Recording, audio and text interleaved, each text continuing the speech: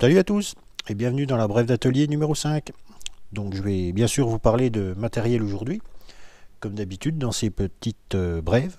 Alors pour commencer, je vais vous présenter deux petits micromètres d'intérieur à 3 touches que je viens de recevoir, qui vont venir compléter ma collection, mon cheptel. Voilà, alors j'ai déjà un 16-20 mm de plage de réglage, donc c'est un Bowers Made in England. Voilà, donc c'est quelque chose quand même, on voit que c'est quelque chose de qualité. Hein, je n'ai pas vraiment regardé, enfin c'est la première fois que j'en ai un, entre les mains en tout cas. Et on voit que c'est quand même du bel outil. Voilà, au niveau du cliquet, c'est vraiment net, précis. Bon, je ne l'ai pas étalonné, mais bon, de ce que j'ai déjà pu regarder un peu sur notamment sur un roulement, c'est déjà plutôt pas mal. Voilà, donc il a à 5 microns de 5 millièmes de résolution. Voilà. Et puis j'ai aussi, par contre, alors en Mitutoyo, un 12-16 mm. Voilà. Donc c'est la première fois que j'ai un Mitutoyo aussi. D'habitude, j'ai les petits micromètres comme ça que j'ai sont des Rock France, anciennement, je dirais. Et puis aussi, tous les autres, c'est des Tesa, donc qu'avait racheté Rock à l'époque. Voilà. Donc là, 5 microns aussi de résolution, touche carbure également. Et puis bah, pareil, hein, au niveau du cliquet, c'est vraiment, on voit que c'est net. Celui-là, j'ai pas vérifié encore la précision, mais je pense que bon, ça a l'air pas trop mal de toute façon. Et puis, de toute façon, il y a moyen de régler tout ça. Voilà. Alors ensuite, hop, je vais remettre ça là. Alors, je viens de recevoir, donc ça, je l'ai reçu ce matin, du Japon. Voilà, c'est la première fois que j'ai trouvé sur eBay. Alors, un comparateur à cadran. Alors encore un, me direz-vous. Donc en Mitutoyo, hein, vous l'avez vu à la boîte. Donc au centième, hein, rien d'extraordinaire. On a une course, hop là, si je me mets, voilà, ça ira mieux. Donc on a une course de 10 mm. Donc ce qui est relativement quand même intéressant pour l'usage que je lui ai réservé. Et la particularité, si on peut appeler ça, particularité sur celui-ci, c'est qu'en fait, nos indications vont être les mêmes de chaque côté. 10, 20, 30, 40, 50, et puis on repart ici, 10, 20, 30, 40, 50, donc moins, plus. Voilà. C'est déjà plus délicat à trouver sur un comparateur comme ça. En général, c'est 10, 20, 30, et on finit à 90, ou enfin peu importe. Donc les chiffres vont en suivant. Et là, c'est un affichage qu'on va retrouver sur les comparateurs à levier, en fait, comme celui-ci par exemple. Voilà, donc 10, 20, 30, 10, 20, 30. Alors sur un comparateur à levier, puisque le levier a la particularité, lui, de pouvoir mesurer dans les deux sens. Voilà. Et donc en fait, si je cherchais ce genre d'affichage, c'est parce que celui-ci, donc je vais lui dédier une fixation. Alors il est pas mal celui-là, parce qu'on a une fixation comme ça à l'arrière. On a aussi deux petites queues d'aronde là qui peuvent servir à venir avec notre bras le tenir ici, ou alors bien sûr on peut le prendre ici sur la tige de 8 mm. Voilà, donc les fixations, on en a plusieurs possibles, c'est pas mal. Sinon sur une, on peut aussi mettre on vient mettre cette patte là qu'on vient serrer pour bloquer notre bague ici, là autour.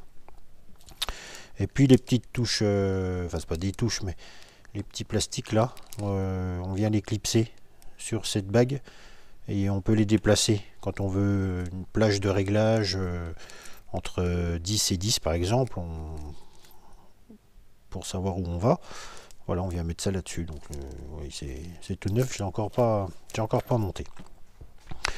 Donc l'intérêt pour moi, en fait, ça va être juste un petit confort visuel. Hein, on peut très bien le faire avec, enfin je l'ai déjà fait, on le fait tout à fait bien avec un comparateur affichage classique. C'est quelque chose donc que je vais me servir pour l'alignement de mon mandrin 4 morts, et comme ça j'aurai pour moi plus de facilité, je trouve, quand on va venir voir notre aiguille qui va faire par exemple, voilà, 10, 10, 10, voilà, on revient au zéro. Bon, après ça c'est pour moi, c'est pour un confort visuel. Je trouve que j'avais essayé à l'époque d'aligner ça avec un palpeur à levier, mais c'est pas l'idéal. Et j'avais trouvé pas mal ce système de savoir de chaque côté que ça soit les mêmes chiffres. Voilà, je trouve que je m'y perds un petit peu moins. Après chacun fait bien comme il veut, hein. Voilà. Pour ce petit comparateur. De toute façon, le prochain coup sur le mandrin, on verra tout ça sur une vidéo. Il y aura bien sûr l'occasion de faire la démo. Alors sinon, j'avais prévu de vous présenter en détail ma tête à alésé Wallopner UPA 4. Je vous avais déjà montré brièvement dans la présentation de mon atelier. Et puis puisque je suis intervenu sur le forum sur un sujet de... Alors j'ai perdu son pseudo, pardon. Je vais l'afficher ici quand même s'il nous regarde, voilà. Et puisqu'il a la même tête que moi, et puis je pense qu'il vient de la voir. Et il m'avait demandé justement un petit peu d'aide, des renseignements sur cette tête. Donc je lui ai répondu que j'avais de toute façon prévu de faire une vidéo sur cette tête à lésée. Et donc comme je vous disais au départ, je pensais l'intégrer à cette brève d'atelier ou à une autre éventuellement. Et en fait je me suis rendu compte que ça serait beaucoup trop long et beaucoup trop chiant. Donc je ferai vraiment une vidéo dédiée à cette tête, je pense qu'elle va arriver assez rapidement. Et donc j'ai déjà retrouvé la notice en français que j'avais jamais trouvé avant. Alors je vais mal chercher certainement, puisque à mon avis il y a un moment qu'elle y était. Donc voilà, donc c'est un peu, voilà, il y a un peu de lecture pas mal.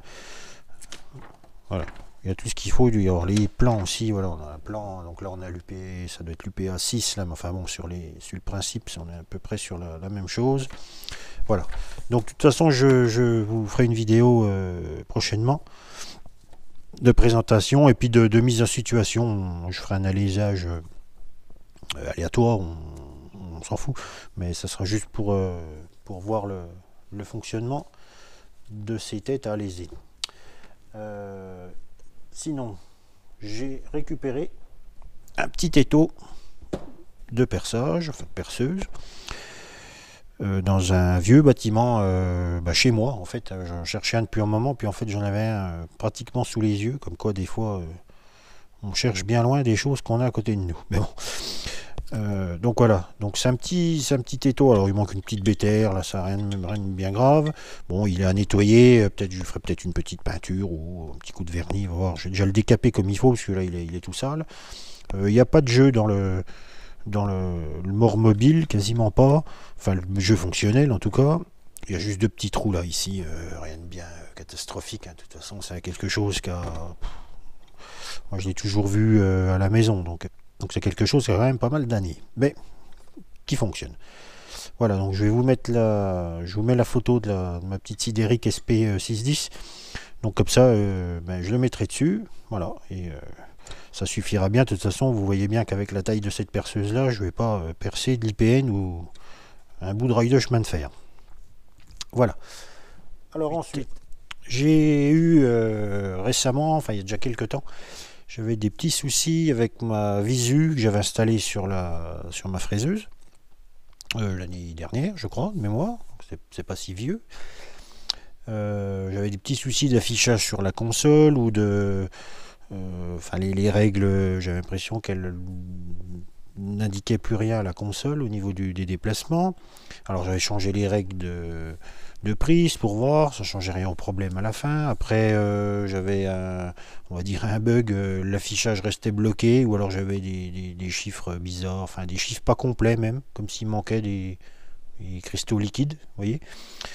Et donc il fallait que je l'éteigne, que je la débranche, il fallait que j'attende un peu, que je remette ça devait relancer la machine, et puis ça a fini par du coup plus du tout fonctionner. Donc relativement agaçant. Alors c'est quelque chose que j'avais pas payé cher, puisque bon, une visu 3 axes avec notamment une règle d'1 mètre, une de 600 et une 500 je crois. J'avais dû payer ça avec les frais de port de chez nos amis asiatiques, de 140 euros, je crois, quelque chose comme ça. Donc, on va dire pas cher pour ce que c'est, mais du coup beaucoup trop cher. Voilà. Quand on achète pas cher, il vaut mieux être aisé, puisqu'on achète plusieurs fois. Voilà. Ma grand-mère disait ça. Elle avait bien raison. Alors, ben, j'ai racheté une nouvelle Visu, puisque alors j'ai confié la console à quelqu'un qui est dans l'électronique, mais bon, apparemment il pourra pas la sauver. C'est des composants bah, qui sont, il n'y a rien indiqué dessus. Enfin, au niveau des résistances, tout ça, enfin, ça a l'air d'être un beau bordel. Voilà. Alors enfin j'ai toujours une Visu Ison sur mon tour, donc j'ai depuis plus longtemps, hein, ça doit faire bien 3 ans. Alors, ça vient quasiment du même endroit, hein, faut pas rêver, mais enfin, c'est pas du tout la même chose. La construction n'est pas la même, les composants n'ont rien à voir. Voilà. Euh, donc, je m'étais dit à l'époque pour la fraiseuse, bah, un peu par souci d'économie, je dirais, hein, voilà, faut pas s'en cacher. Je me suis dit, oh, bah, allez hop, il y en a quand même, ils en vendent pas mal, il y a beaucoup qui en ont. Bon, voilà.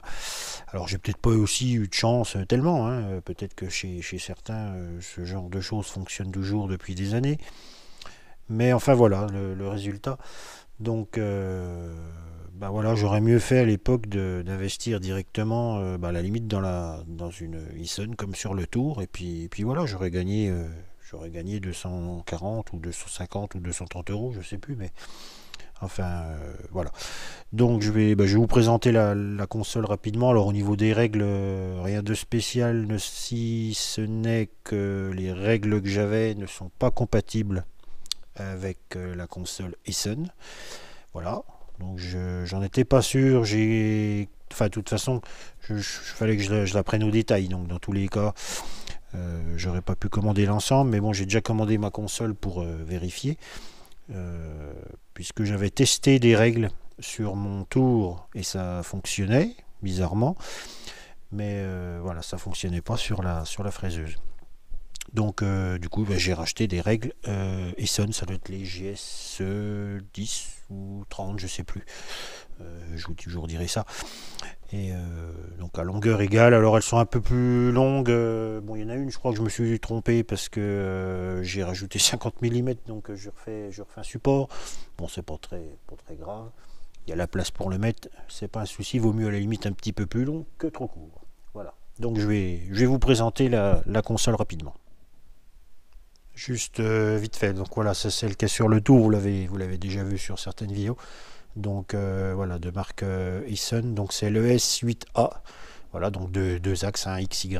Voilà, si vous avez l'opportunité de vous procurer ce genre de console, allez-y les yeux fermés. Ça va très très bien. Et c'est fiable. C'est aussi ce qu'on leur demande. Donc voilà la fameuse console. Alors c'est la ES12B. Alors vous avez dans le même style d'affichage, je vais vous montrer le S12C, je crois, qui va être plus horizontal. La taille de l'écran ça sera exactement le même. Enfin, les touches ici sont sur le côté en fait. Voilà. Chacun après il trouve son compte. Le prix est le même, je crois. Donc voilà, moi j'ai préféré en hauteur comme ça dépasse peut-être un peu moins, même si l'autre est quasiment, on va dire, vous la retournez comme ça, et puis voilà, ça vous donne une idée. Alors, celle que j'ai sur le tour que je viens de vous montrer existe toujours, donc en 3 axes, par contre, pour une fraiseuse. Là, bon, je me suis fait un peu plaisir en prenant ces derniers modèles là avec les affichages un petit peu plus sympas. Et puis, bah, notamment, on retrouve un peu de français, donc ça j'aime bien. Voilà. Alors, je vais mettre ça en route. Hop. Voilà. Toc, on a notre affichage. Alors, c'est vous voyez, donc du blanc sur fond noir. Alors, je trouve ça vraiment super comme affichage. Alors, le contraste, la luminosité, tout ça se règle bien sûr, mais c'est net, voilà. C'est vraiment bien par rapport à du digital, voilà, classique. Voilà, ça fait tout de suite plus agréable à la lecture et plus facile, je pense, aussi. Enfin, c'est peut-être après une affaire de goût. Sinon, bon, on va retrouver voilà, des fonctions voilà, demi, voilà, nos flèches, nos 3 axes, la remise à 0 de nos 3 axes. Et puis, donc, on rentre ici la petite touche orange.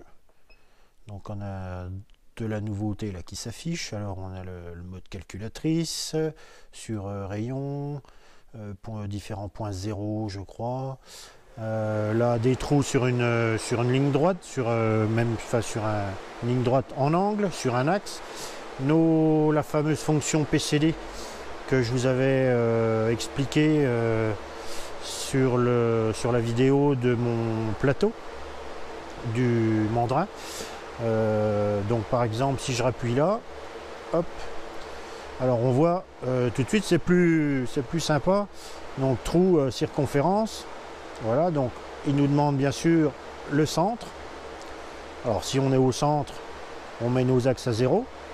Voilà. Alors après, je crois que ça doit être flèche du bas. Voilà. Là, il nous demande le diamètre. Alors là, c'est bien le diamètre qu'il faut rentrer, pardon. C'est pas le rayon comme sur mon autre console qui était un peu bizarre. Voilà, donc mettons 50. Voilà. On valide. Voilà. Le nombre de trous, alors ils viennent s'afficher. Donc là on a 3 trous. Allez, on va en faire 7. Cote un petit peu bâtarde. On valide. Voilà. L'angle de départ, comme je vous l'avais expliqué, si vous vous rappelez. Sinon je vous mets par là le petit lien sur la vidéo du plateau, comme ça vous pourrez reprendre l'explication en détail. Alors on va laisser à 0 sur le Y dans l'axe, je valide, tac, l'angle de fin, voilà, donc même chose, on va lui mettre 360, on valide, voilà. Et voilà, donc alors il faut qu'on se déplace pour aller à notre premier trou. Voilà, trou 1. Voilà, XY doivent être à 0 pour faire notre trou 1, tout simplement. Une fois que notre trou 1 est fait, voilà, le deuxième, trou 2, nos cotes, nos déplacements effectués, et voilà, etc. Et là, ce qui est vraiment super, c'est qu'on voit nos trous qui s'affichent sur notre diamètre. Voilà, ça c'est sympa. Voilà, donc pour la petite présentation sommaire de la console. Sur les règles, rien de spécial, puisque je crois que je vous l'ai dit, j'ai dû les changer puisque les autres n'étaient pas compatibles avec cette console là.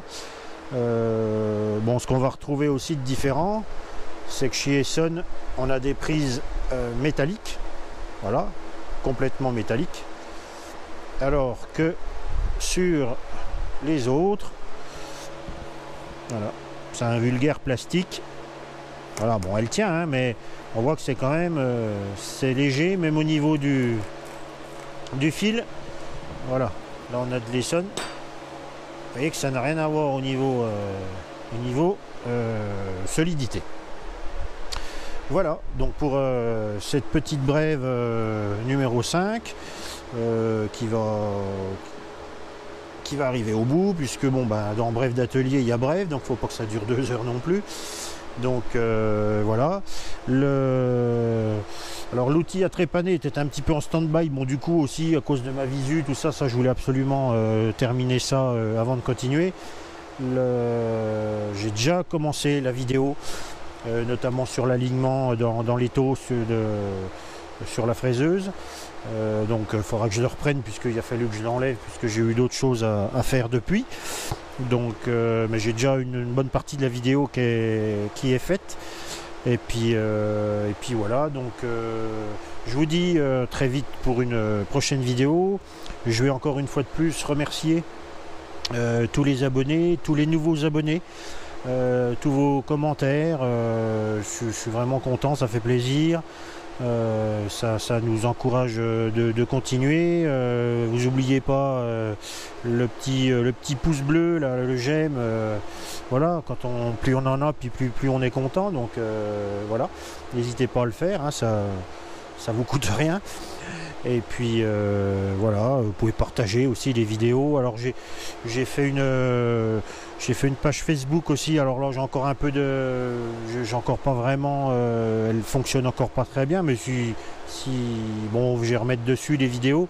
Et puis je pense que je mettrai dessus peut-être plus souvent. Par exemple là je suis en train de refaire ma ferrure pour une règle de la visu, peut-être un petit reportage photo comme ça, au lieu de faire une vidéo encore là-dessus, peut-être faire quelques photos, voilà, ou sur du matériel, voilà, donc c'est en train, c'est en cours, c'est vraiment le début.